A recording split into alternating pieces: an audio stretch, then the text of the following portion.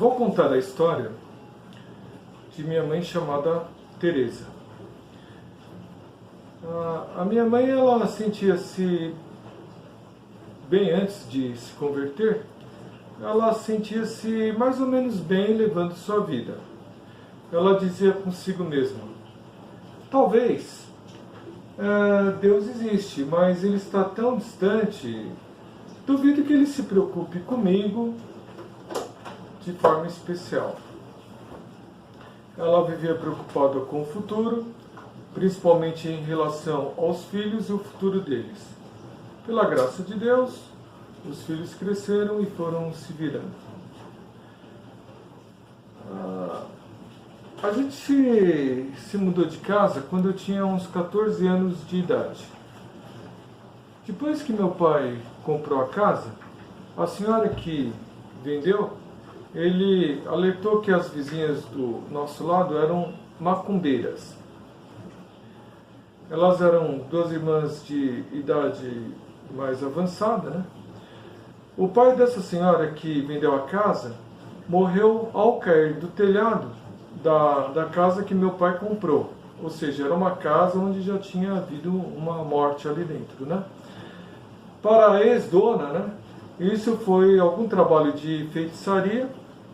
Ela falou para a gente tomar cuidado. O engraçado é que ela não avisou nada sobre isso antes do negócio, antes da compra, né, da casa.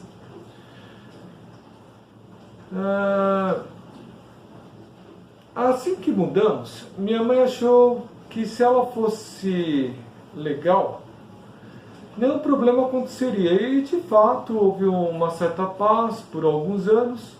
Mas os problemas começaram quando eu tinha por volta dos 23 anos de idade.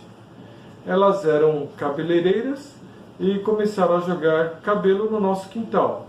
Começaram a xingar minha mãe toda vez que ela saía no quintal. Jogavam também papel higiênico sujo, né, do nosso lado. Elas colocaram uns bonequinhos, elas pegaram assim, por exemplo, faz conta que isso aqui é um bonequinho, colocaram 3 bonequinhos com a cara virada para o nosso lado, né? Ou seja, coisa de bruxaria, né? Elas riam alto, como aquelas bruxas de desenho animado, sabe? Pareceu que elas eram realmente felizes e tiravam a energia do mal, assim. Elas tinham quando elas faziam maldade, nossa, elas ficavam todas alegre, acho que é uma palavra meio, toda assim, contente, vai. E aí eu achava que essa coisa de bruxa era só de desenho animado, mas depois, hoje, eu acho que não. O desenho animado é baseado na realidade, tá? Eu lembro que todo mundo tinha alguma coisa a fazer durante o dia e só ficava minha mãe em casa. Assim, ela era quem sofria com tudo isso. Eu tinha que trabalhar, os meus irmãos saíam, meu pai também ia trabalhar, e aí minha mãe que aguentava todo esse problema com a vizinha. Elas gritavam para toda a vizinhança escutar que meu pai era mulherengo, que eu era gay, e enfim, todo mundo tinha algum problema sexual lá na minha casa. E aí eu comecei a suspeitar que talvez elas fossem ex-prostitutas, né, para ter esse linguajar tão baixo. Tudo envolvia sexo, né?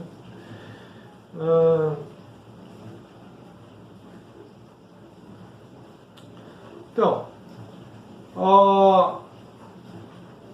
toda a filosofia de vida da minha mãe começou a desabar.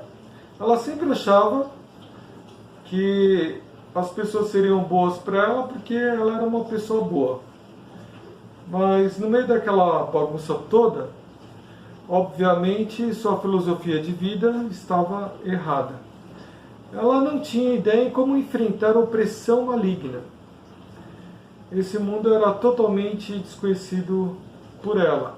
Como enfrentar opressão maligna era a pergunta que a minha mãe começou a fazer para si mesma. Não, até antes disso, né, ela achava assim que ela era forte, que ela era persistente e ela poderia enfrentar todos os problemas que viriam na sua vida até a morte, mas quando ela se deparou com essa opressão maligna, ela viu que as coisas não eram assim. Quando ela ia dormir, ela tinha uns pesadelos, tipo uns monstros mordendo ela, coisa desse tipo. E então, quando chegava já perto do horário de dormir, ela já ficava com medo, porque sabia que ia ter pesadelo, né? Ela ficava se perguntando também se os pesadelos tinham a ver com aquela macumba, aquela bruxaria que estava tendo do lado dela. E aí, no meio desse caos todo, ela que nunca tinha sido, digamos assim, fervorosa do ponto de vista de crer em Jesus, né? Ela começou a se questionar se ela poderia obter alguma ajuda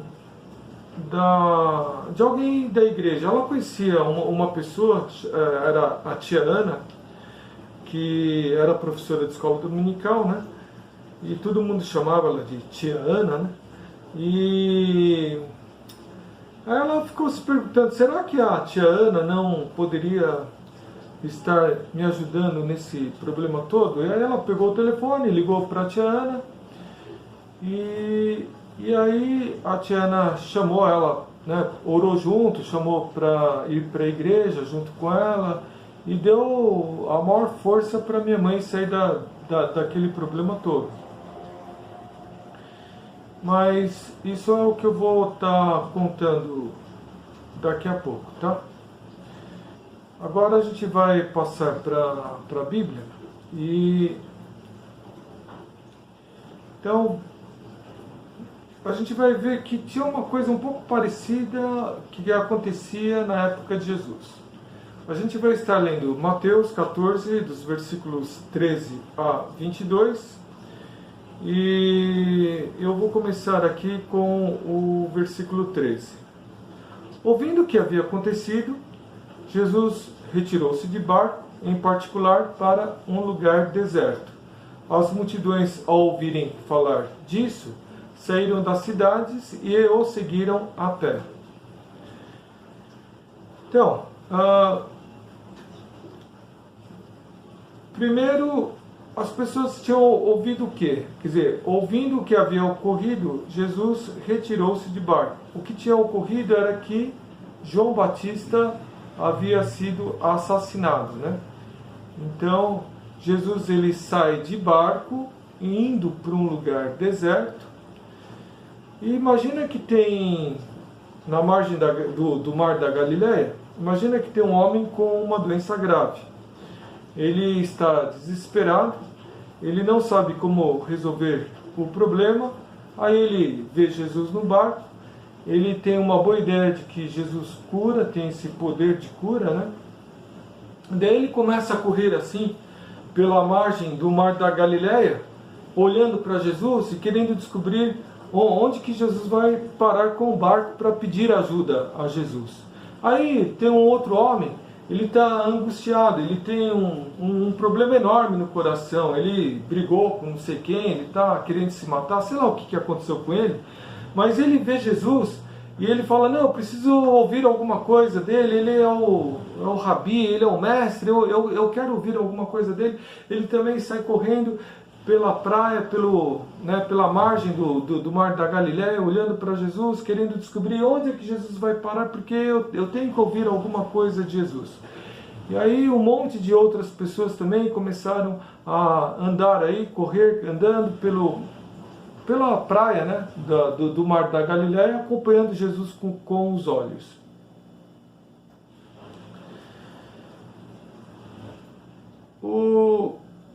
Mas Jesus ele estava se retirando para um lugar deserto porque ele soube da morte de João Batista. Se eu fosse Jesus, o que eu faria? Eu ia ficar pensando, pô, esse pessoal não sabe que eu estou de luto. Eu vou, né? Eu ia pegar o remo, ia remar bem longe assim da multidão, ia ficar bem longe para ninguém me ver. E aí sabe, eu realmente iria me esconder das pessoas. Mas foi isso que Jesus fez? Não, não foi isso que ele fez, porque Jesus ele tem compaixão das pessoas, né?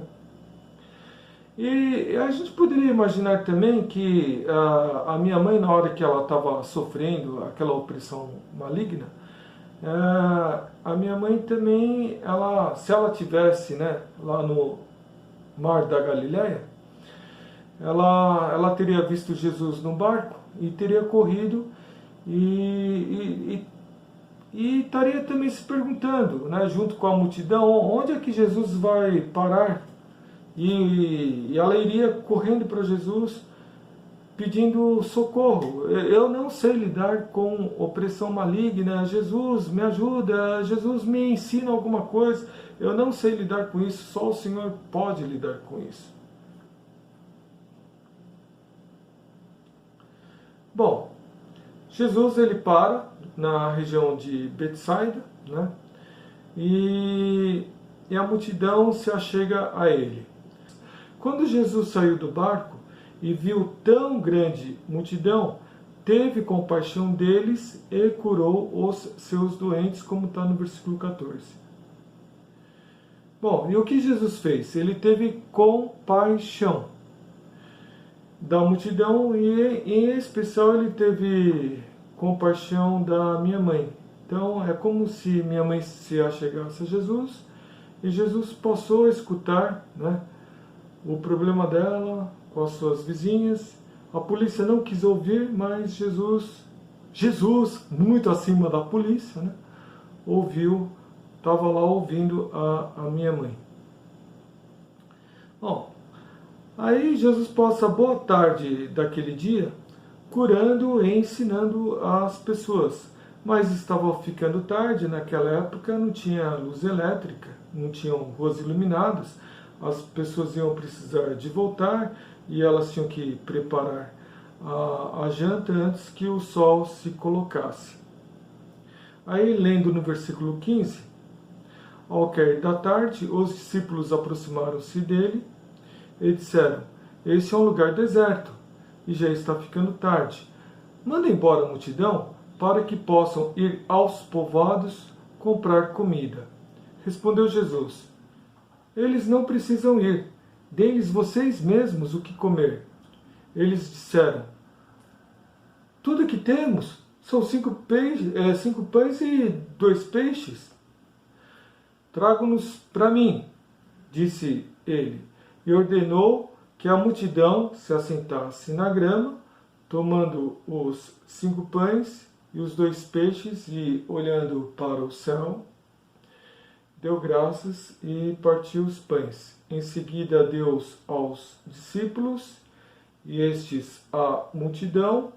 Todos comeram e ficaram satisfeitos, e os discípulos recolheram 12 cestos cheios de pedaços que sobraram. Os que comeram foram cerca de 5.000 homens, sem contar mulheres e crianças. Se a gente fosse contar, daria bem mais que isso.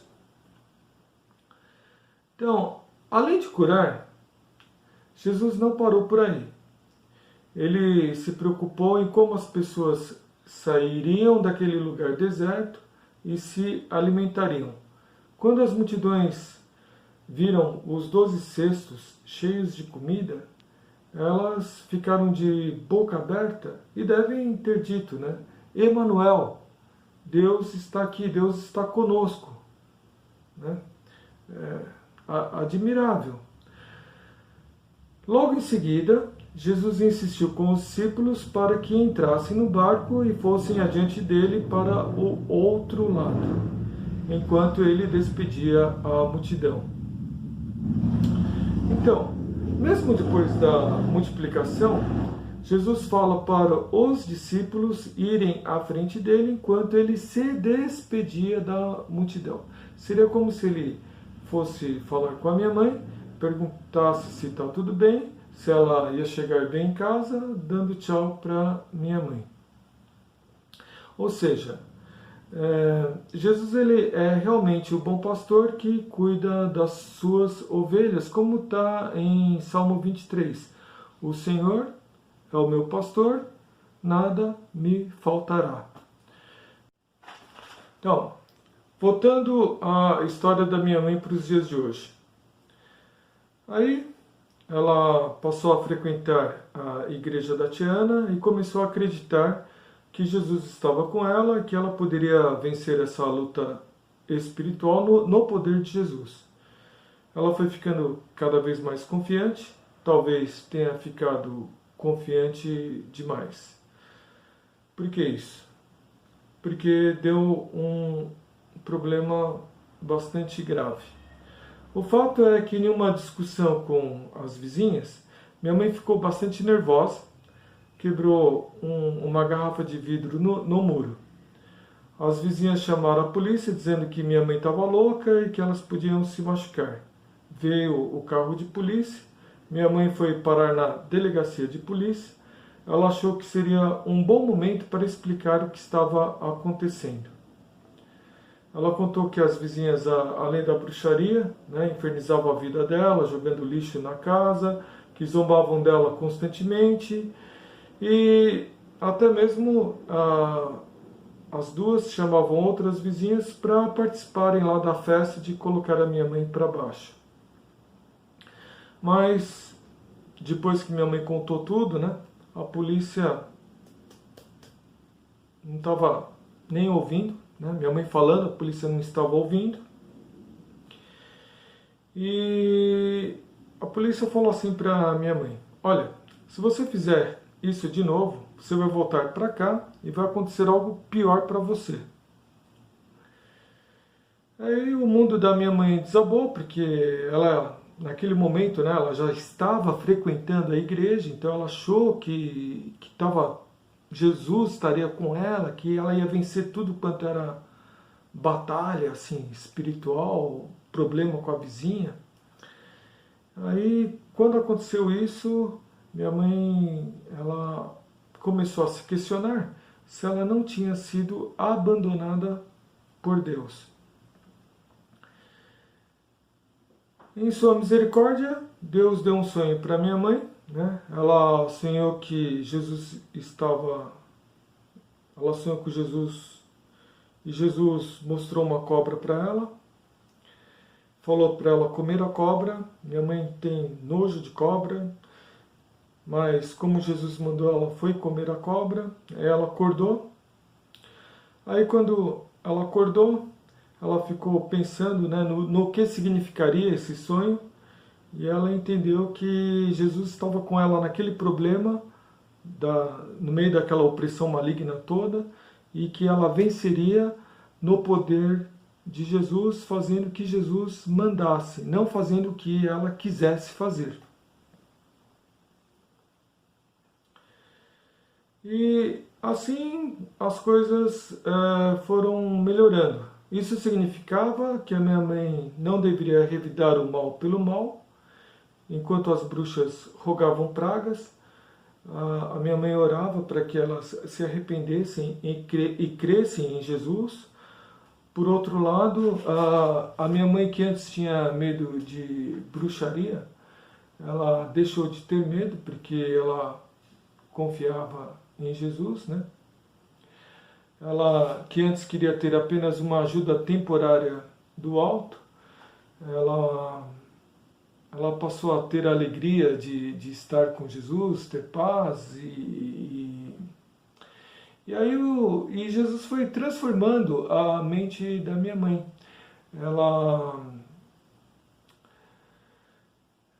Ou seja, Jesus é o bom pastor que estava de fato cuidando da minha mãe. Jesus ele não apenas atendeu o primeiro pedido dela. Jesus ele não apenas curou as feridas da minha mãe, ele a alimentou, como alimentou com pão, né? E mais que isso, Jesus ele deu a sua própria carne para minha mãe. Jesus ele morreu na cruz pela minha mãe. E Jesus ele se fez maldito por minha mãe na cruz.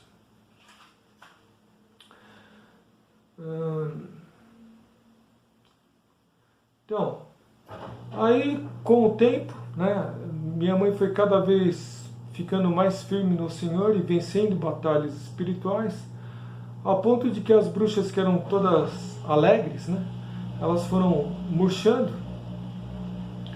e no final elas acabaram se mudando lá de perto da nossa casa. E aí uma outra coisa que aconteceu, né, nesse processo todo é que a minha mãe ela deixou de considerar a sua própria opinião como importante. O que ela pensava não era tão importante assim, o que Jesus pensava é o que é importante, né? E antes, minha mãe ela gostava de livros da literatura russa, tipo Dostoiévski, né?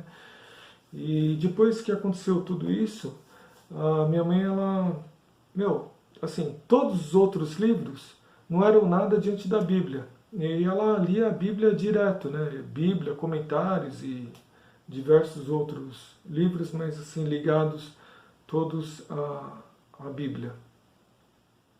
Minha mãe, ela gostava de cantar hinos do cantor cristão, né?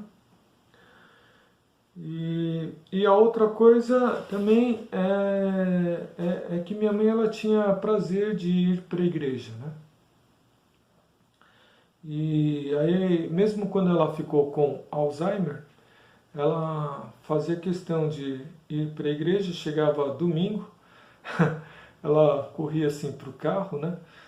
E quem conta é o meu irmão, né? Mas o que é engraçado é que tipo, eu visitava a minha mãe de sábado e de vez em quando ela corria para o carro também querendo ir para a igreja de sábado, né? Que estava com Alzheimer, né? Se confundia um pouco. Bom, o que eu estou tentando falar aqui para vocês, pessoal, é que assim, é que Jesus ele é o bom pastor. Ele foi de fato o bom pastor na vida da minha mãe, né? E minha mãe que só conhecia esse versículo assim de cabeça, né? O Senhor é o meu pastor, nada me faltará. Ela passou a entender isso de uma forma diferente. Ela se apropriou do versículo. Ela começou a falar assim: o Senhor é o meu pastor, nada me faltará. E ela sabia que Jesus ia cuidar dela em tudo na vida dela, né? Bom, pessoal, por que eu contei a história da minha mãe? E por que a gente está lendo aqui Mateus 14, né, dos versículos 13 a 22, falando sobre a multiplicação dos pães? Por que a gente está falando tudo isso? É porque eu, né, quero que você também, né, que está me ouvindo, eu quero que você haja de uma forma parecida com a minha mãe, que no meio, né, do seu desespero, no meio dessa angústia, correu para Jesus, ou que você faça como a multidão fez, né? Que também correu para Jesus quando ele estava indo para um lugar deserto, né? A multidão correu e aí vocês têm que lembrar de uma coisa: Jesus ele tem compaixão das pessoas. E Jesus ele é o bom pastor. Ele cuidou da minha mãe, cuidou daquela multidão e ele cuida de mim, e que ele esteja cuidando de você e que você esteja entendendo cada vez mais e mais que o Senhor é o meu bom pastor e nada me faltará. Que você esteja entendendo isso, né? E esteja vivendo, pensando dessa forma, tá bom?